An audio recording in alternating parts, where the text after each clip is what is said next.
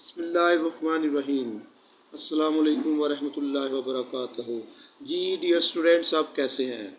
उम्मीद है कि आप बहुत अच्छे होंगे। तो आज हमारा अपना जो सेशन शुरू कर रहे हैं वो है एरिया फाइंड करना। जैसे यहाँ पर how to find area, topic 3 में भी हम एरिया के मतलब पढ़ चुके हैं। एक क्वेश्चन है हमारे पास, x from n 20 and 25, find area below 30, above 30, between 30 and 42। तो यहाँ पर मैंने पहले भी आपको जैसा कि बताया कि जो 20 है, पहली वैल्यू जो होती है ये मीन की होती है। मीन हमारे पास यहाँ पर 20 है। सेकंड वैल्यू वेरियंस होता है, वेरियंस यहाँ पर 25 है। अगर इसका आप अंडर रूट ले लें तो आपके पास ये आएगी स्टैंडर्ड डेविएशन, दिस इज 5।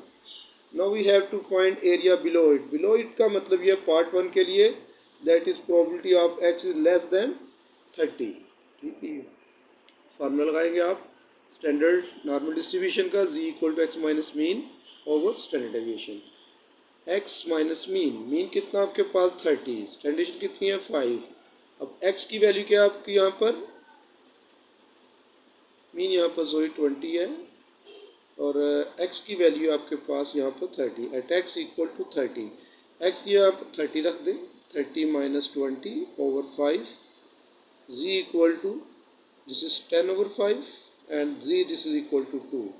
ये आपने z की एक वैल्यू कैलकुलेट कर लिया। अब आपने इसका एरिया देखना है। यहाँ पर इसका हम एरिया देखेंगे। इससे पहले आप इसकी एक शेप बना लेंगे नॉर्मल की। ये हमने एक शेप बना ली नॉर्मल की, ठीक है।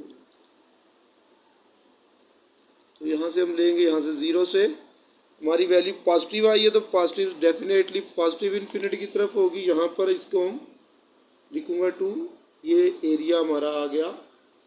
तो अब हमने प्रोबेबिलिटी जो निकालनी है, ये x इज लेस देन 30, हमारा जो एरिया है ये लेस देन नेगेटिव की तरफ जाना है। हमने ये सारा एरिया जो वो फाइंड करना होगा 2 से लेकर माइनस इन्फिनिटी तक के। इसकी हम सबसे पहले इसका हम देखते हैं, area from 0 to 2, area from 0 to minus infinity, area from 0 to 2, इसमें छोड़ते हैं ऐसे, एरिया फ्रॉम 0 to माइनस, ये तो आप जानते हैं माइनस इन्फिनिटी हो चाहे प्लस इन्फिनिटी, ये 0.5 ही होगा।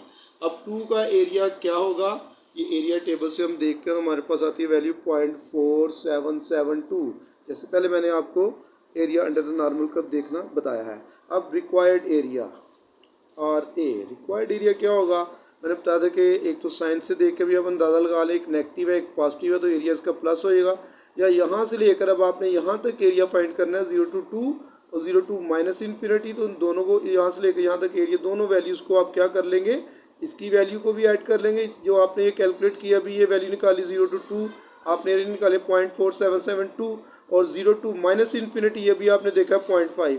अगर इन दोनों को आप ऐड कर लें तो आपके पास रिक्वायर्ड एरिया आता है। अगर ऐसे आपको शेप से समझ नहीं आती तो मैंने आपको आसान तरीका बताया है कि माइनस इन्फिनिटी, एक ये माइनस आ गया और ये पॉजिटिव आ गया, जब दोनों साइन आपस में अपोजिट होते हैं तो एरिया इसका ऐड हो जाता है। 0.5 में आप ऐड कर दें 0.4772, यानी इन दोनों वैल्यूज़ को आप ऐड कर दें तो आएगा 0.9772। ये आपका होगा एरिया लेस देन निकालने का तरीका। बिल्कुल ऐसे ही ग्रेटर देन निकालने के लिए अबव है जो सेकंड पॉइंट है, probability of x is greater than 30।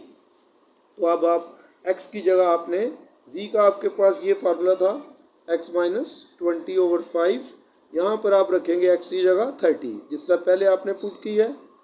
तो ये फिर z का आंसर वही 2 आ गया। ठीक है, अब आपने ग्रेटर देन साइड का एरिया निकालना, तो शेप देखेंगे इसकी आप, ये शेप इसकी, ये आ गई इसकी शेप, यहाँ 0 आ गया दरमियान में, तो यहाँ पर आप z की वैल्यू 2 लिखेंगे क्योंकि अब आपने ग्रेटर देन साइड का एरिया निकालना है। तो आप ये जो आगे जा रही है इस सारे को आप शेड करेंगे, यहाँ से आपने एरिया फाइंड करना होगा।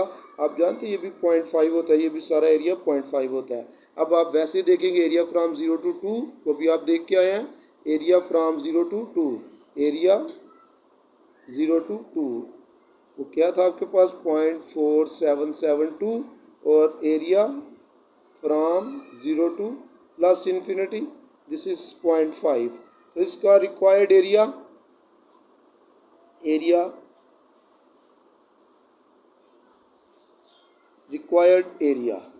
तो ये होगा, इन दोनों को अब क्या करना पड़ेगा, माइनस करना पड़ेगा। देखिए 0.5 में से ये एरिया माइनस करेंगे तो हमारे पास ये इस सारे का एरिया आ जाएगा। जैसे आप साइन भी देख रहे हैं, ये पॉजिटिव साइन, ये भी पॉजिटिव साइन, दोनों साइन पॉजिटिव हो जी के तो एरिया माइनस हो जाता है। 0.5 में से इसे क्या कर देंगे आप, माइनस, तो आपके पास इसका रिक्वायर्ड एरिया आ जाएगा।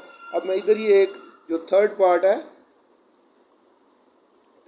बिटवीन 30 एंड 42, प्रोबेबिलिटी आपने निकालनी है 30 less than equal to x, x less than equal to 42। तो यहाँ पर एक्स की दो वैल्यूज़ आ गई हमारे पास, एक 30 और एक 42।